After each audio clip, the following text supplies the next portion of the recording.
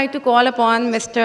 Mehzad Sahar. He is the Group Head of Info Securities Engor Corporation, and he's going to do a talk on Smart Info Securities strategy. Please welcome Mr. Mehzad Sahar, please. Clicker, it's there.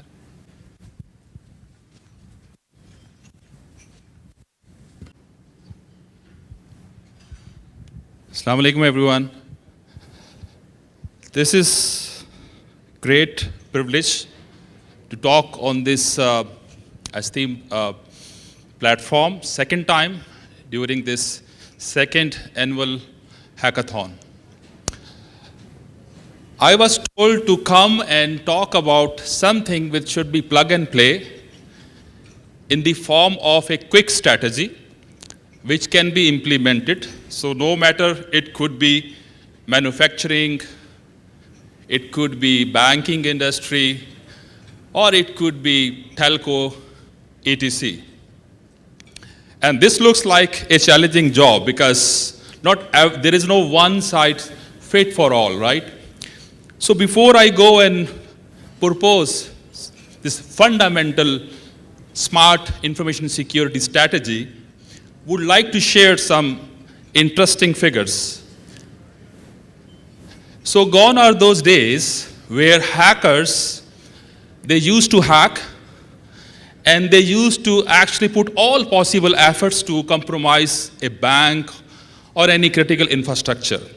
I think the time has come where the industry itself should start understanding different hackers, their methodologies, how do they work, from where they are coming. There are more than 100 APT groups, advanced persistent threat groups, available across the world. And each and every is having its own interest according to different industry, according to different geopolitical situation, especially if it is state-sponsored attack. So here one of the recommendation is that we need to start taking interest to understand the hackers, their mindset, because they are thinking beyond our imagination. So unfortunately, we are very much lagging the way hackers think. They are beyond our imagination, and we need to actually start running in parallel with them if we really want to secure our network. So me as a CISO and my community is sitting here, the major challenge here is, so no matter we work day and night, and if we assume that 98% of the security issues, we have put all possible control, there is still a fair chance that after putting, let's say, 98% control, this 2% can be exploited somewhere. It's like, look at this hall. We have main door, we have some sub doors which are authenticated. But there is a fair chance that in the name of logistics, there are some back doors. Okay, and that might be in the knowledge of someone having bad intention. So this 2% actually loopholes usually are now being discovered by hackers. They go and exploit and eventually create the big compromise. So this is a moving target. It's an ongoing journey. We can't relax like I go and say, I'm done with my job and tomorrow I can relax. This 2% perfection is not possible. This will remain there, and that's why this will remain a dynamic target. Now, if we want to put a strategy, one of the inspiration I'm getting from this Chinese journal is what he's saying, if you know your enemy and you know yourself, then you can actually defeat your enemy. But if you don't know about yourself and if you don't know about your enemy, no matter you do whatever efforts, ultimately you are going to be defeated. So the most important thing is a very comprehensive homework is required to understand your enemies and then chalk down your plan accordingly. So these plans should go hand to hand according to different methodologies, different behaviors, and based on that, it should be updated. And in addition to all this strategy, as we all know, people remain the weakest link. So we consume most of our time to go and put the patches, secure our system, boxes. All this business is up and running. But this statement says that there is unfortunately no patch available for human stupidity. Right? And that's why we all are here. The security awareness is the key message, where actually after, let's say, having this session, you are going to have your software version change.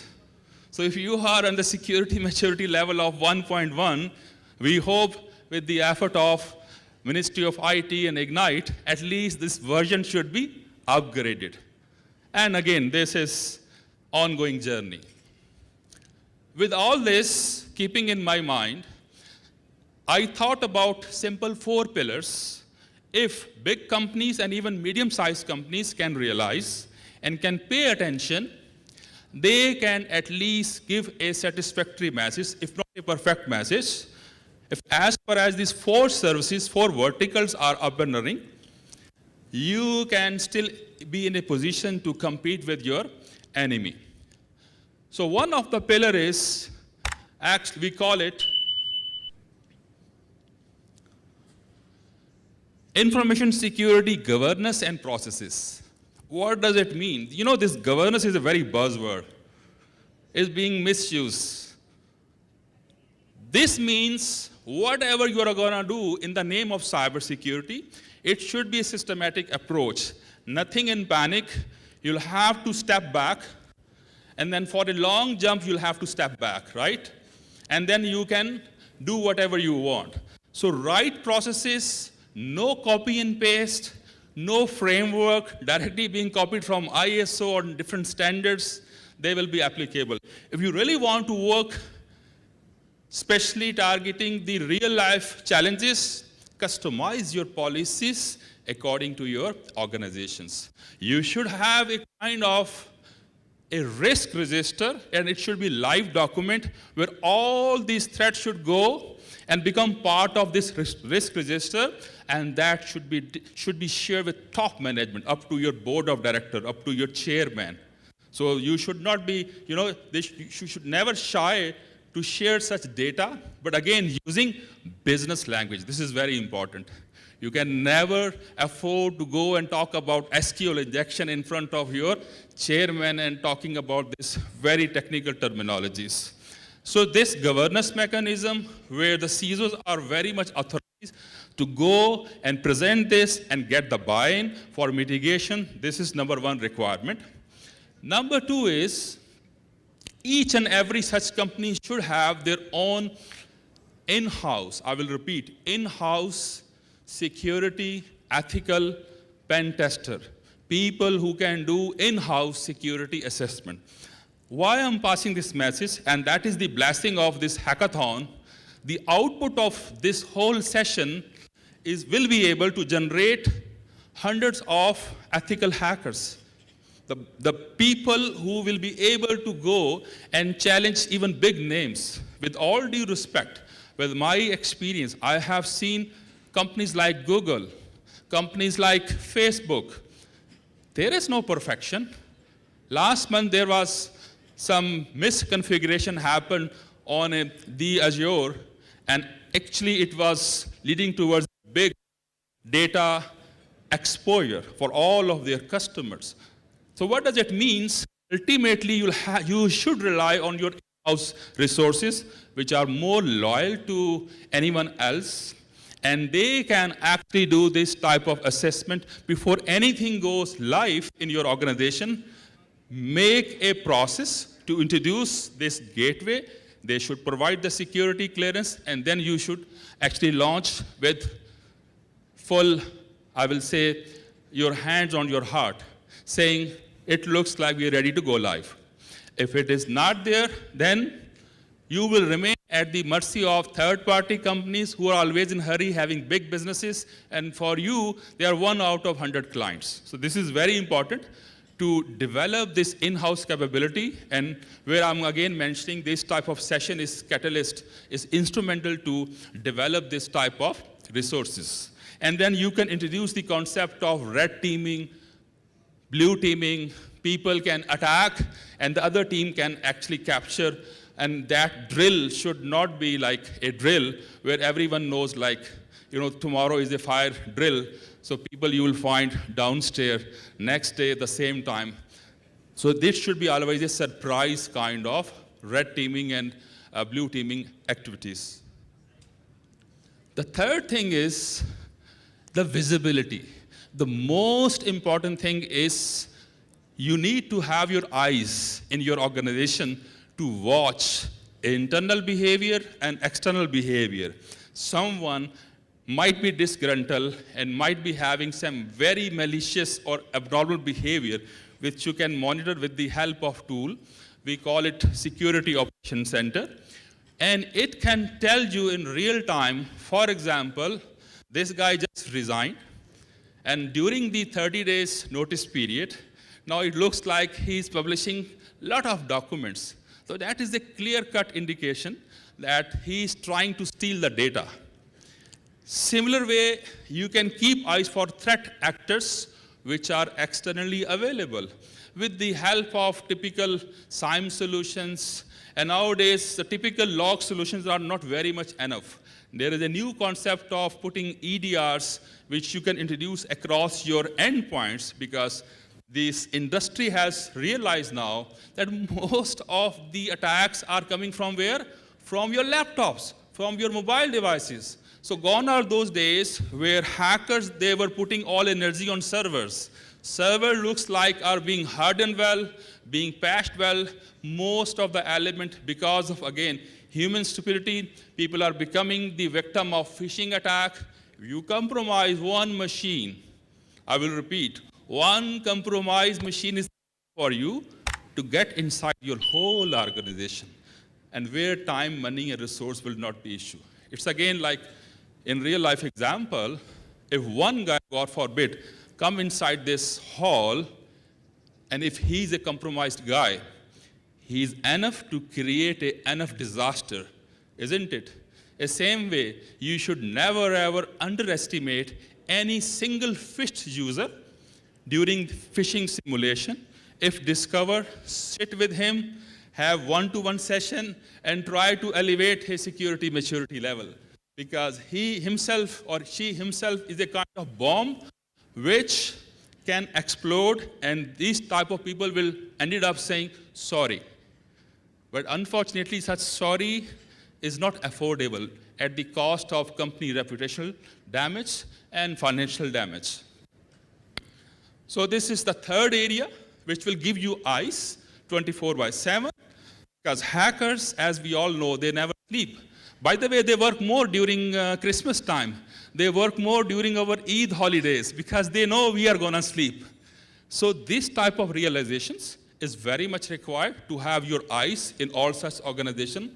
And last but not the least, as I said, people.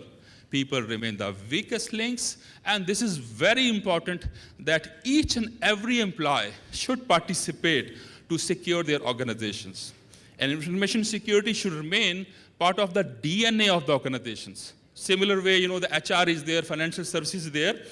It's not a job of his CISO or his team of 10 to 20 people. Each and every employee is responsible to contribute for the overall security posture of the organizations. So that is a continuous journey which you can check through a litmus test. I call it phishing simulation. And then gradually you can improve, and finally there is no end. You'll have to repeat such exercise with different difficult level to understand their current maturity level. So in short, these are the 4 pillars. There is no rocket science. There is no complications. It's a very, very basic foundation level, I will say, the structure which we need to follow. Again, hope for the best, But don't relax and prepare for the worst. Keep your enough budget in your hand to make sure that you remain proactive. Don't wait for a big incident to open the mouth of sacks, putting millions of dollars in panic ultimately is going to become a loss because you are going to waste this money after the incident where things are not very systematic and create actually double disasters. So that's we need to fix in a very, very systematic and in a strategic way. Last slide is very maybe disturbing. So with all these efforts, I remember in one of the board meeting in my former organization, my CFO, he challenged me. He said, Pentagon was hacked. So why you are with me to ask for more budget and putting security control? Initially, I was also upset. And then my answer was, there is a big difference. If Pentagon was hacked, the headline was saying it was the effort of 6-month complicated struggle where they put all possible PhD and very experienced threat actors behind this. And then, yes, we were hacked. But there is a big difference if tomorrow someone says Yahoo was hacked by a 10 years old student. That is a shame, right? So, as we conclude, there is no perfection.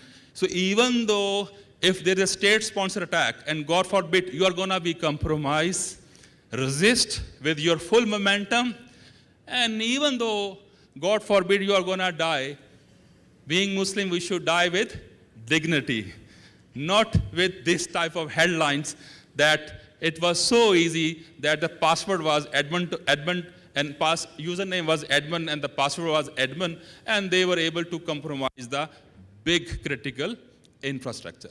Thank you so much.